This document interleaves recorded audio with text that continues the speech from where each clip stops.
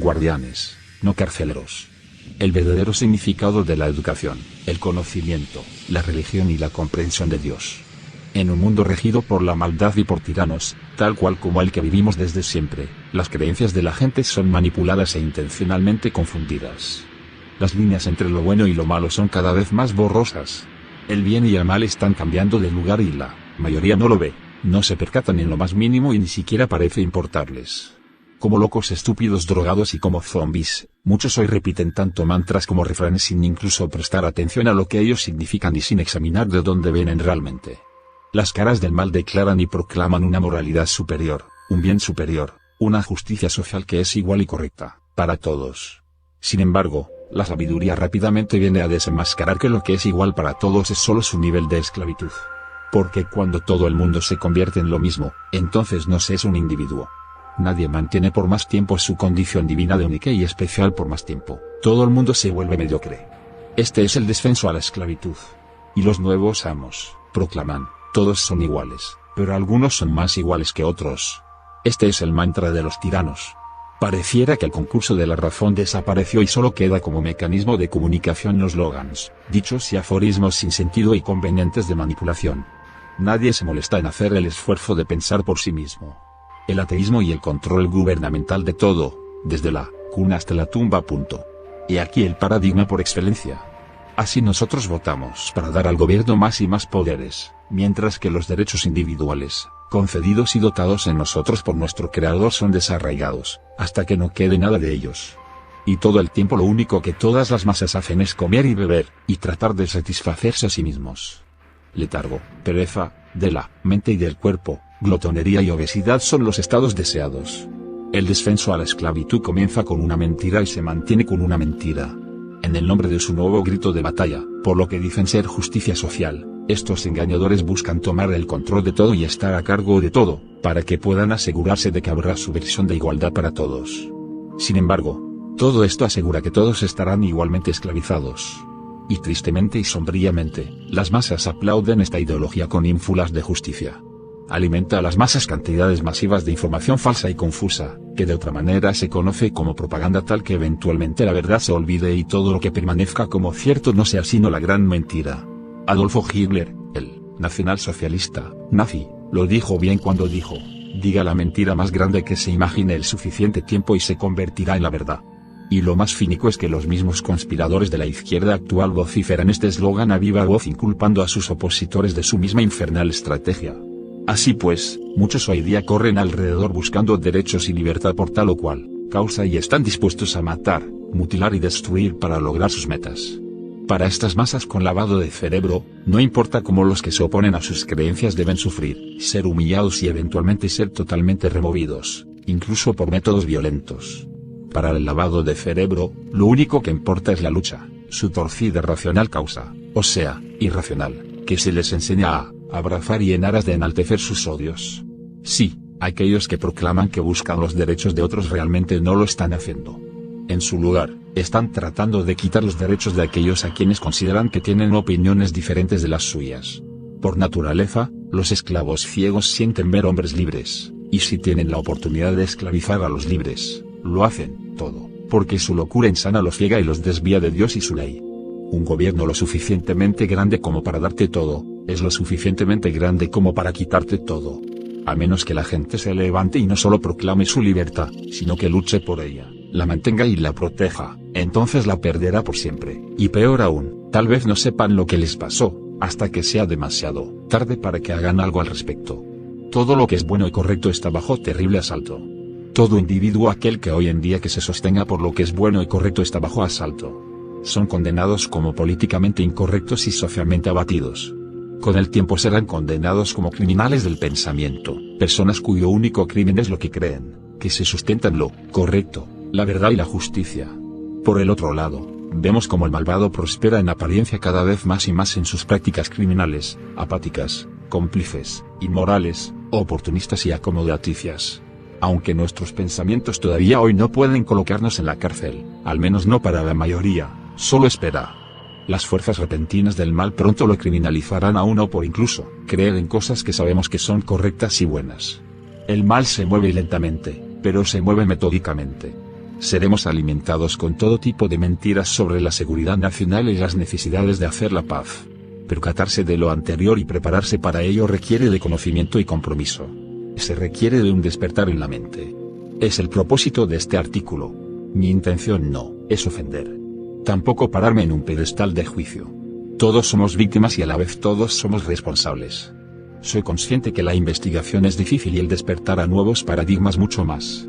Limpiar el alma lo es todavía más difícil. Tener humildad es el requisito, y se puede afirmar que solo se llega a la humildad para cambiar nuestras esencias modeladas por una sociedad enferma, a través del shock y el dolor. Por eso siempre las exhortaciones parecen duras. Precisamente para evidenciar que hemos sido engañados y que el primer paso sea la indignación con el perpetrador, y segundo con uno mismo. Yo soy el primero que me pongo de ejemplo, ante la falta de conocimiento que me llevó a muchas equivocaciones. Diríamos que esa es la vida. Y es cierto. A esta característica todos nos vemos enfrentados, lo queramos o no. Podemos pasar por etapas cortas o largas de hipnosis, adormecimiento e inocencia en el mejor de los casos. Y sin ser en principio culpables en apariencia de nada, hay quienes sí lo son por acción, aún por omisión, nos llevamos sorpresas de sufrimiento y despertar, para tener la oportunidad de entender el mundo y nuestro reto existencial. Durante muchos años he verificado en mi vida y círculos cercanos, porque siempre sucede así, el estrellarme con la apatía y descalificación per se en estos temas. Mucho peor con extraños. Nunca dejé de dar puntadas pequeñas no obstante, pero en líneas generales se tuvo que reprimir y restringir el conocimiento a la opinión personal fundamentada. Incluso ahora mismo. Sin embargo, llega el momento de verla realidad peligrosa tomando mayor fuerza y las excusas para hacerse el desentendido deben desaparecer. Máxime si se tiene algo que aportar que sea constructivo y no destructivo. Intento no presentar solo opinión, sino contexto lógico con evidencia. Y lo hago con verdadero compromiso conmigo mismo, y con los demás, evitando a toda costa ser yo mismo muestra incoherente de lo que critico. Pero sobre todo, por ser un deber moral y una obligación. No que yo sea el poseedor de la verdad. Soy solo un recopilador de información con contexto, hasta donde puedo yo mismo discernir. Así suene contradictorio. Esta es la razón de asociarse al conocimiento de la Torá. Otro gallo cantaría si por lo menos esta actitud crítica y conocimiento fuese patrimonio de las masas. La falsedad no se habría impuesto en todo lo que nos rodea, empezando con nuestros gobernantes. Vivimos por costumbre en una realidad prácticamente definida por la superficialidad, siempre buscando satisfacer nuestras necesidades físicas en primera instancia y buscando aprobación y reconocimiento. Y en la superficie nos seduce lo hermoso y lo sexy. ¿Cuál es entonces la relación de todo lo anterior con la importancia de lo que a continuación se quiere transmitir? La intención de este artículo? ¿Qué es hermoso? ¿Qué es sexy? ¿Son los dos conceptos iguales? ¿Y si lo son? ¿Y si no lo son? ¿Se debe tratar de equilibrar ambos juntos? ¿Debería uno elegir uno sobre el otro? ¿Cuál es, después de todo, el mejor? Por otra parte, ¿con qué criterios definimos qué es y qué no es mejor? Como se puede ver, hay muchas preguntas. Estas preguntas causan mucha consternación en los corazones y las mentes de muchas personas. No creo que estas preguntas tengan que ser problemáticas. Todo lo que necesitamos hacer es definir primero para nosotros mismos términos definidos, definiciones, y luego, en base a lo que hemos establecido, crearnos prioridades y parámetros. Primero, comencemos con una pregunta básica. ¿Qué es más importante, la apariencia externa o el carácter interno? Sí, ambos son importantes, pero, ¿cuál es más importante? ¿Cuál tiene que venir primero? Responda a estas preguntas y habrá establecido su primera prioridad. Muchas personas afirman que el carácter es más importante que la apariencia, al menos esto es lo que dicen. Pero, cuando se trata de aplicarlo en la práctica, a menudo sucede lo contrario. La gente de hoy, en su mayor parte, tiende a ser muy insustancial y superficial. Las apariencias significan casi todo para un número creciente de personas. ¿Acaso toca demostrarlo? ¿Con qué frecuencia olvidamos el viejo dicho de que la belleza es solo lo profundo de la piel? ¿Cuántas veces nos hemos involucrado con una persona muy atractiva, solo para descubrir que el carácter de la persona era mucho más feo que su apariencia? El descubrimiento de la verdadera fealdad de esa persona generalmente conduce a la disolución de la relación. Y sin embargo, incluso con todas estas experiencias, la superficialidad sigue siendo suprema, y la apariencia física con demasiada frecuencia toma un papel de importancia mucho más de lo que merece. Tal vez se necesitaría una persona ciega para ver claramente más allá de lo que el ojo físico elige no ver. El enamoramiento con la belleza superficial a expensas de la calidad y el valor internos no se limita en nuestras atracciones hacia el sexo opuesto. Tal miopía también nos ciega en nuestras atracciones hacia la religión. La Torá, Deuteronomio 16:18, instruyó a los antiguos israelitas a colocar jueces y policías en todos los lugares en los que habitarían, literalmente, dentro de sus puertas. El antiguo Israel fue diseñado para ser una sociedad construida sobre la ley y el orden. Con la desaparición del antiguo Estado, los sabios de la Torá volvieron a aplicar este rito de manera metafórica. Alentaron a la gente a colocar jueces y policías dentro de las puertas de cada individuo. En otras palabras, cada persona debe tener cuidado con lo que permite ingresar dentro de la propia psique individual. Uno tiene la obligación de salvaguardarse de las influencias que pueden tener un impacto negativo en el comportamiento. Colocar un juez dentro de la psique de uno mismo, significa que uno debe arbitrar, con deliberada intensidad, lo que precede a uno, y juzgar los asuntos solo de acuerdo con la sabiduría, la comprensión adecuada y el conocimiento validado. En otras palabras, cualquier cosa superficial se vuelve sin sentido y sin valor.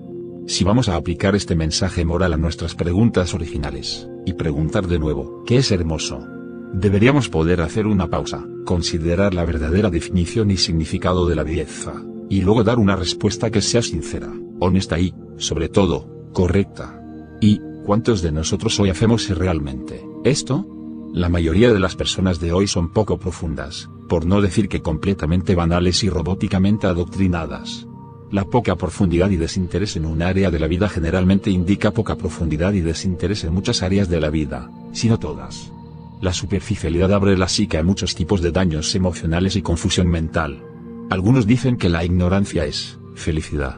Quizás esto sea solo cierto temporalmente en quienes cumplen el dicho de las 3 condiciones del hombre mediocre feliz: ser tonto, un buen trabajo y buena salud. Pero, para aquellos lo suficientemente tontos como para creer esto, que la ignorancia es felicidad, pregúntale a los ignorantes qué tan felices son. La respuesta no es feliz. La ignorancia no es de ninguna manera felicidad. Por el contrario, la ignorancia es el infierno, y el infierno nunca es felicidad. Uno no puede ser fielmente religioso, y al mismo tiempo ignorar la vida real. Una de las lecciones más fundamentales en el camino de la Torá es la importancia de una educación íntegra y completa. El camino de la Torá siempre ha incluido más que solo los libros del judaísmo. Los sabios, a lo largo de los siglos, fueron todos estudiantes de ciencias, filosofía, matemáticas y casi cualquier otra cosa que pudiera enseñarles sobre el universo que los rodea. De hecho, para ser un sabio a nivel de la Torá, uno debe estar bien versado en todas estas áreas, junto con el conocimiento clásico y fundamental de la religión judía. Este tipo de educación es lo opuesto a la superficialidad. De hecho, define lo que significa ser profundo. La educación y el aprendizaje en profundidad no es la memorización de los hechos, o la promesa de una lealtad ciega a lo que se le ha enseñado.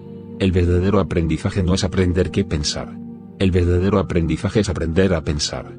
Esto es lo que los sabios judíos de la antigüedad se esforzaron por enseñar a sus alumnos. La actitud del sabio no era sígueme, sino camina conmigo. La primera lección que enseñaron los antiguos sabios fue ser matunim badin.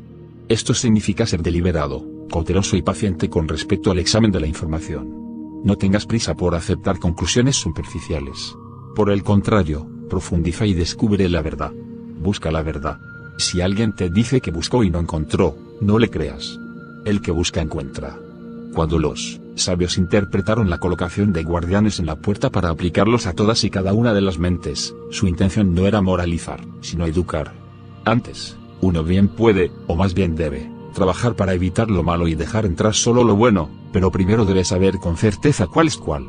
Por eso el Talmud establece claramente, el ignorante no puede ser bueno. La maldad mama de la ignorancia y lo fácil. El uno va siempre con el otro. En los ojos superficiales, y en los pensamientos superficiales, gran parte de lo bueno se considera malo y, a la inversa, mucho de lo malo se considera bueno. Este es el diagnóstico exacto de nuestros tiempos actuales en todo el mundo. Peor aún, esta perversión de la Torá impregna segmentos enteros de la comunidad religiosa en general hoy. Todas estas perversiones de la verdadera Torá se producen porque los llamados superreligiosos no logran defender las sabias palabras de los antiguos sabios. En lugar de ser educados, permanecen superficiales. En lugar de deliberar y pensar por sí mismo, el pensamiento independiente se sacrifica en el altar de conformarse con la mafia. La doctrina y el dogma es la norma. Estos, quienes se creen más santos que los mismos mal guiados, no tienen guardianes en sus puertas. Sin embargo, todo el tiempo piensan que tienen los mejores guardianes de todos. Desafortunadamente, sus guardianes no son tal cosa.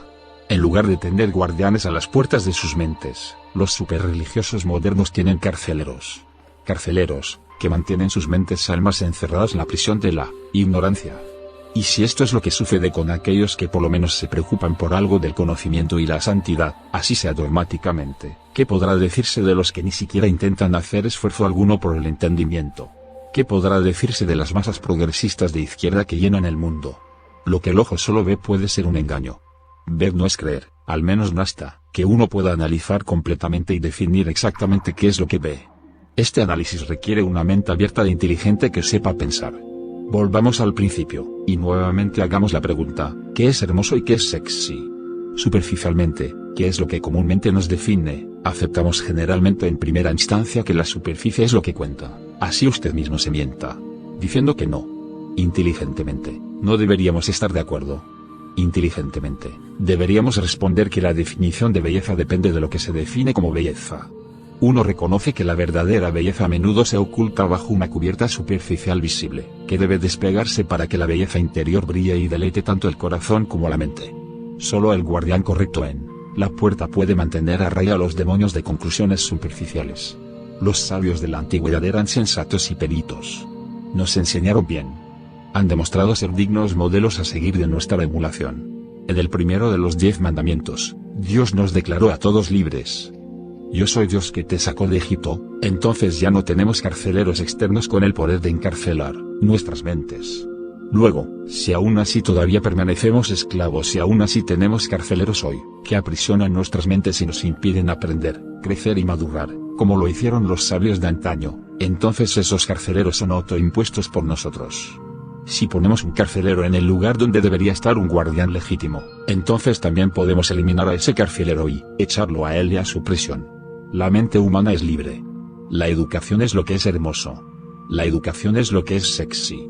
Y la educación viene en muchos paquetes de regalo diferentes. Pero, ¿no siempre quitamos primero el empaque para llegar a lo que está dentro? Siendo que este es el caso, ¿por qué deberíamos ser engañados para aceptar un premio pobre solo porque está bien empaquetado? Solo hay que ver la desgracia socialista, cuando en su lugar podemos recibir una rica recompensa, a pesar de que podría no estar tan bien empaquetado. El eslogan del esfuerzo no vende. Lo gratis es lo deseado. Los superreligiosos gritan y gritan para que uno se coloque sobre sí mismo guardianes para proteger al individuo de la exposición a cualquier cosa que los superreligiosos encuentren objetable. Este es el camino de la perversión. El camino de la Torá también requiere guardianes, pero estos guardianes deben colocarse para protegernos de la ignorancia, las supersticiones, los miedos y los prejuicios. Nuestros guardianes nos protegen de los superreligiosos y sus locas agendas. Y ni hablar del estado muchísimo más perverso de los libres de toda ley, progresistas que llaman. Nuestros guardianes son nuestras mentes fuertes y educadas. David Saportas Líbano.